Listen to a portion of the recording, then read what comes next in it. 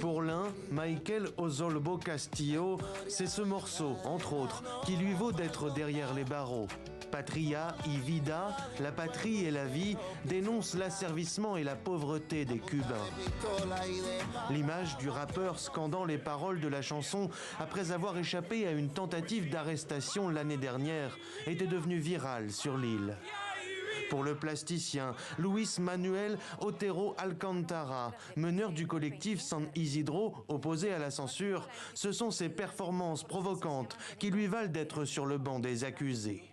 Deux artistes, partisans d'une culture contestataire, dans le viseur du pouvoir, dont les procès se déroulent sans aucun droit de regard. Nous voulons simplement entrer observer le procès, mais jusqu'à présent, nous n'avons pas été autorisés à entrer dans le palais de justice. Avez-vous fait une demande officielle? Nous avons fait une demande officielle au nom de l'Union européenne, mais pour l'instant, nous n'avons pas reçu de réponse. C'est là, derrière ces fenêtres opaques, que sont jugés les deux artistes engagés dans la défense des libertés culturelles. L'été dernier, ils étaient devenus les figures de la contestation plus large qui s'emparait alors de l'île. Des milliers de manifestants avaient défié le régime en criant « Nous avons faim » ou encore « À bas la dictature ».